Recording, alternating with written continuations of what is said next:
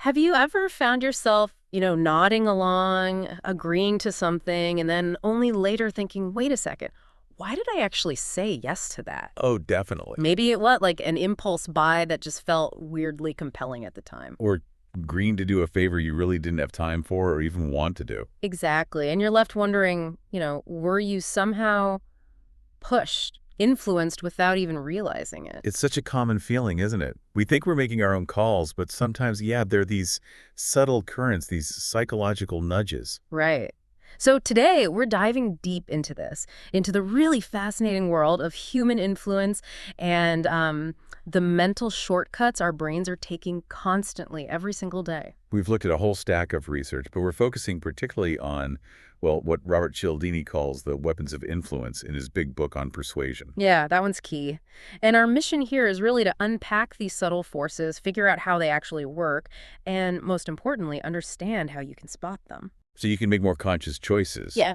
Yeah, move from being maybe subtly steered to actually being in the driver's seat. Exactly. Taking control. And these aren't just, abstract theories. They're banked into our psychology, often working completely under the radar.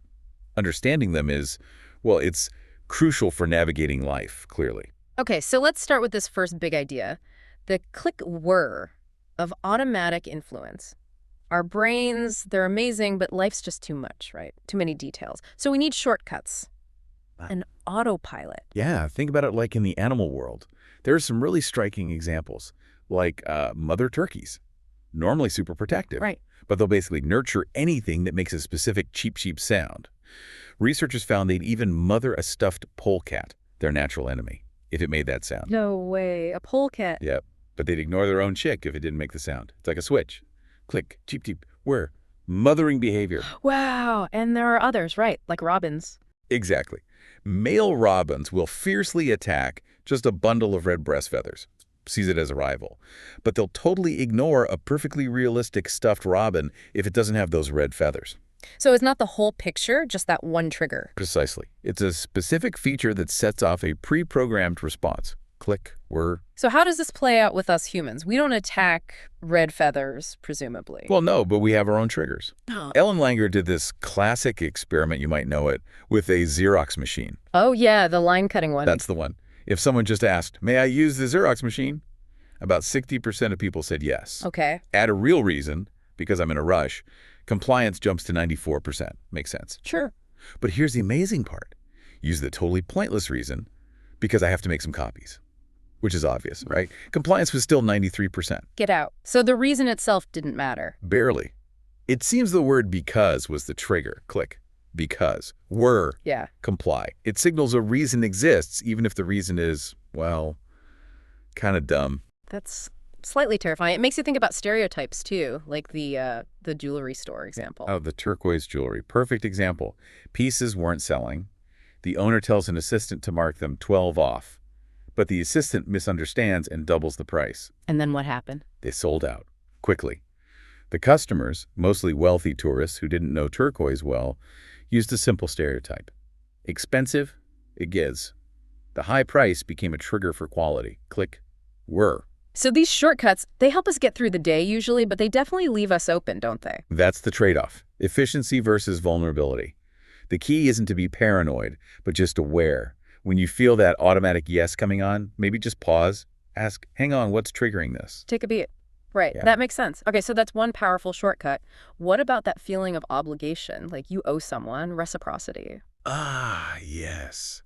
The rule of reciprocation. This is huge. It's the idea that we should try to repay in kind what someone else has given us. It's so ingrained. Think about phrases like much obliged. Obligation is right there in the language. It really is, and it can be surprisingly powerful. Incredibly. There was a study where a professor sent Christmas cards to people he didn't know at all. Complete strangers. Okay. He got a flood of cards back. Most people didn't even ask who he was. They just got a card, felt the obligation, and sent one back. Oh. Click. Were, again, in a social sense. That's wild. Are there bigger examples? Oh, yeah. Remember the Ethiopia-Mexico aid story? In 1985, Ethiopia was facing terrible famine. Yet their Red Cross sent $5,000 to Mexico City earthquake victims. Why, when they needed it so badly themselves? Because Mexico had sent aid to Ethiopia back in 1935 when Italy invaded. 50 years later, that sense of obligation was still strong enough to override their own desperate need. 50 years. Wow, that's deep. It is, and it works even if you don't ask for the initial favor or even if you don't like the person giving it. Right? Like the Hare Krishnas giving out flowers at airports. People didn't necessarily like them, but donations went way up after getting that flower. Exactly. Or the disabled American veterans sending out those unsolicited address labels. Donation rates nearly doubled. That small, unasked-for gift created a powerful pull to reciprocate. So this uninvited favor thing, it kind of sets the stage for manipulation, doesn't it? Like that rejection then retreat tactic. Precisely. Also called the door-in-the-face technique. It's a classic compliance trick. Can you walk us through that? Sure. Imagine a Boy Scout comes to your door.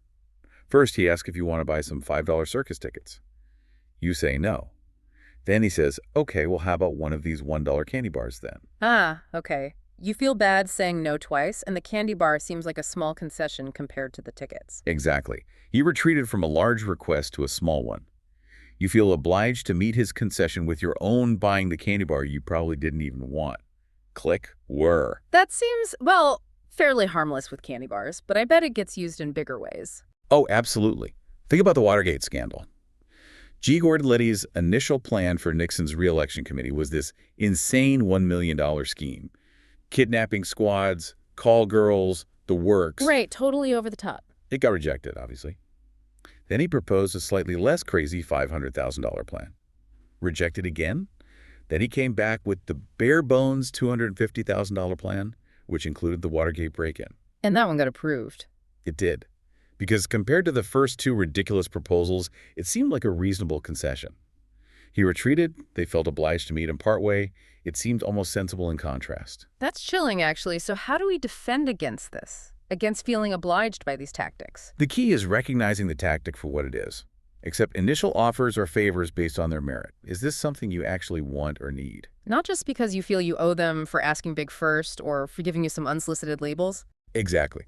If you perceive that first request or that small gift as a compliance device, a trick, then the rule of reciprocity doesn't bind you.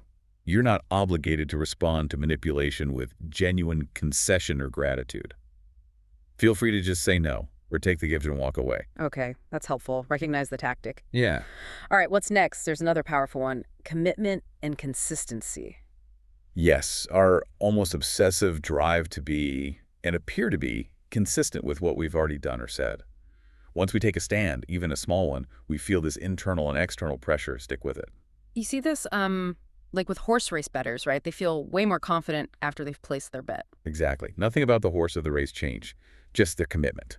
It's like our brain automatically starts justifying the decision we just made. Consistency feels safe, comfortable. It's a shortcut again, isn't it? Avoids having to rethink things. It absolutely is. It offers a safe hiding place, as Cialdini puts it, from potentially troubling thoughts or realizations.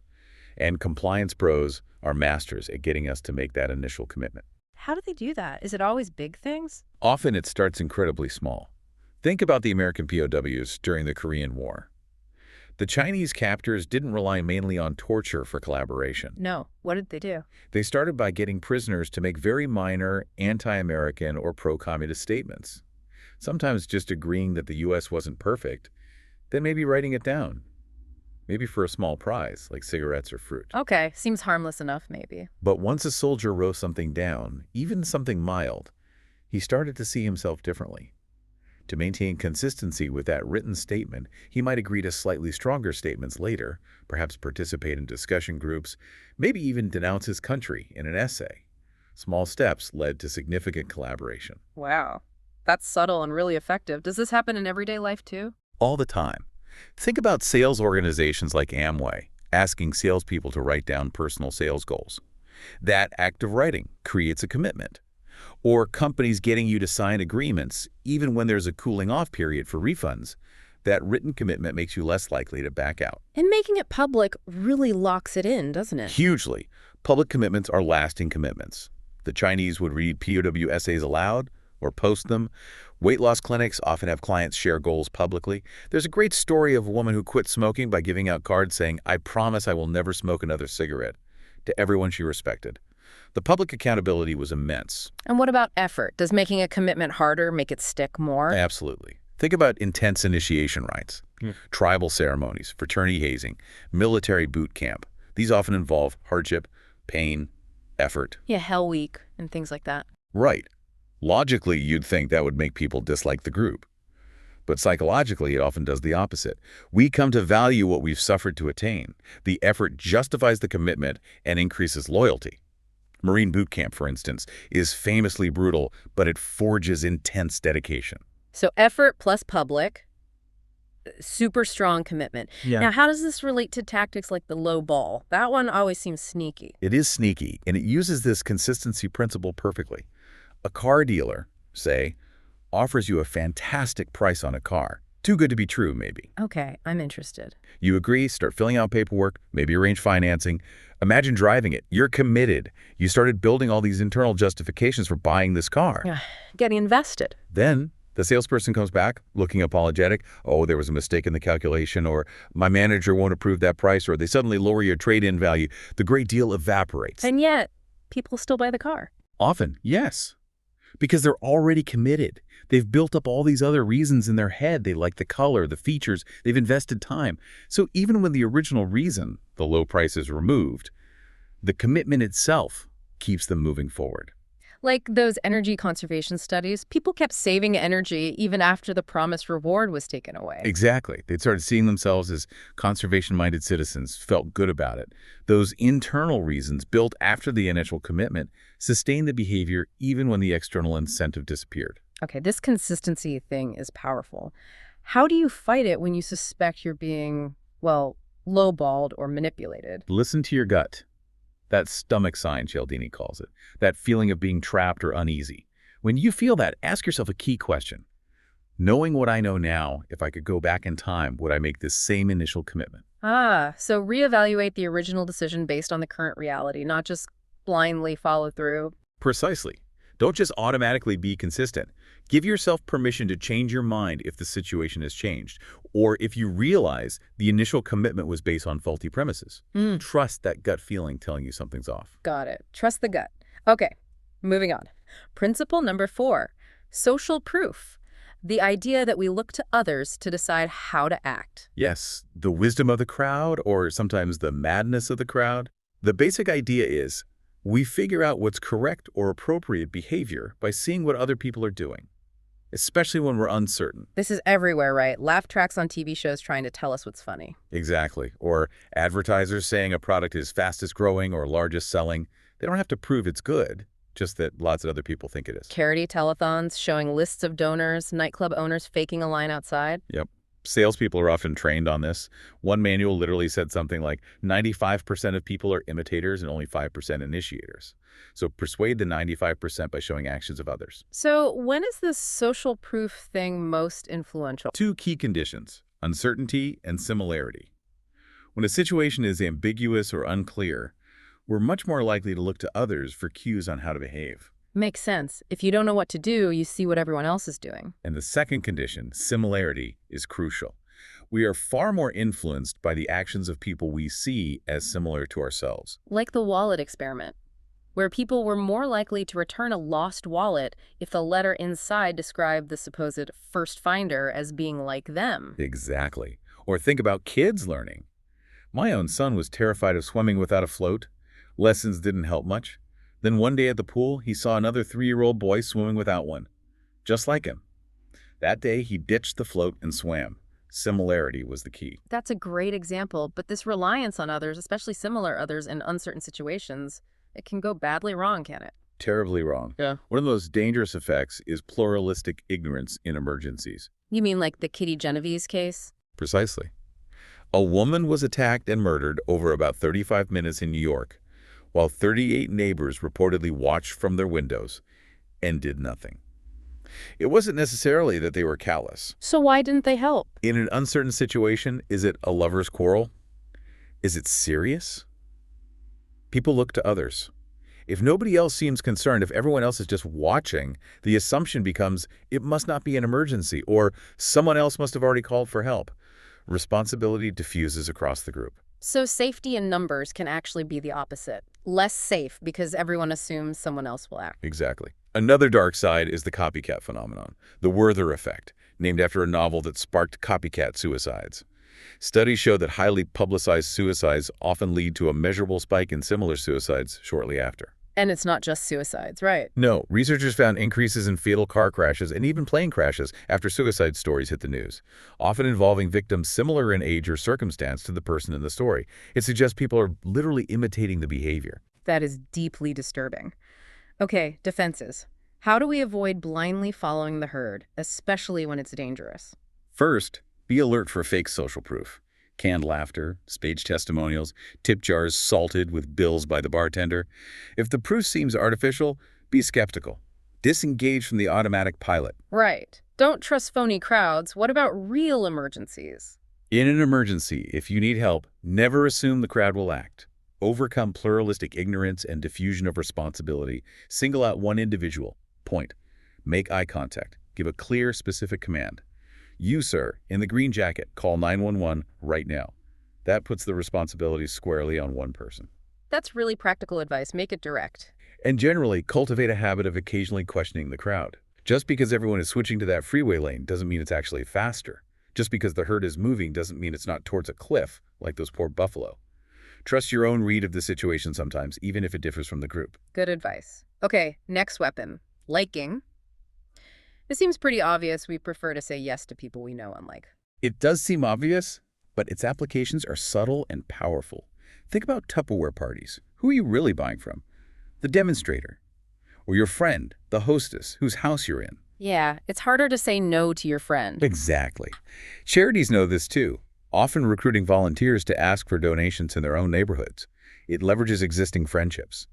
Salespeople use the endless chain method, asking satisfied customers for referrals of friends they can then approach, mentioning the mutual friend's name.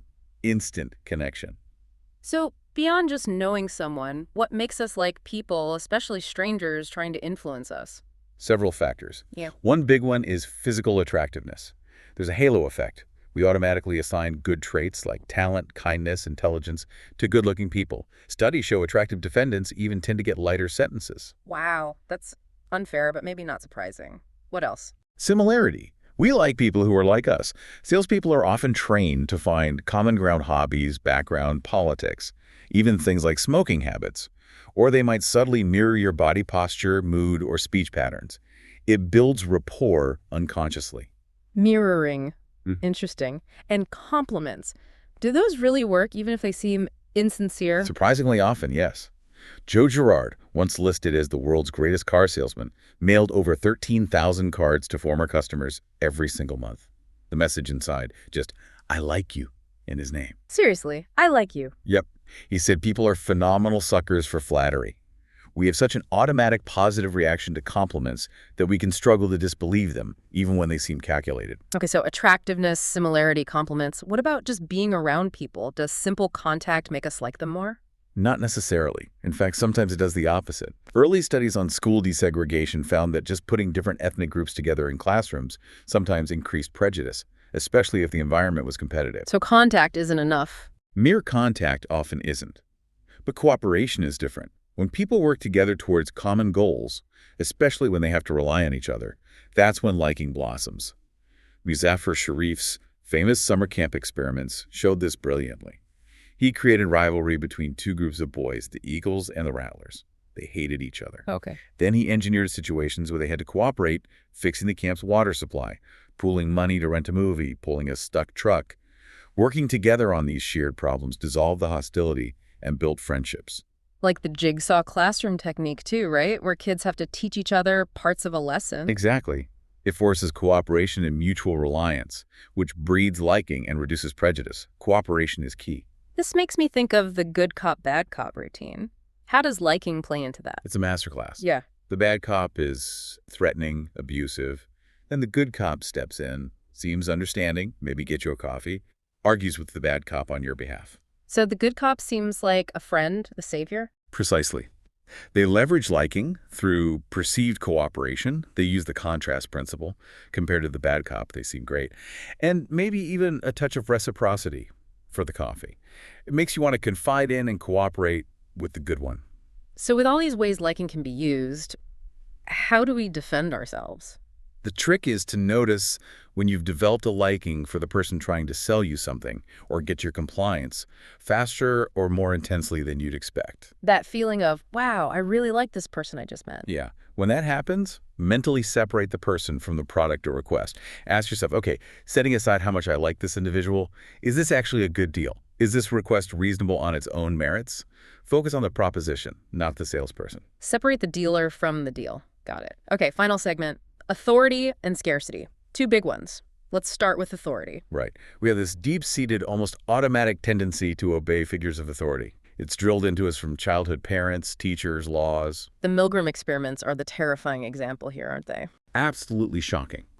Ordinary people, recruited through a newspaper ad, were willing to administer what they believe were intensely painful, even dangerous electric shocks to another person simply because a guy in a lab coat told them to continue.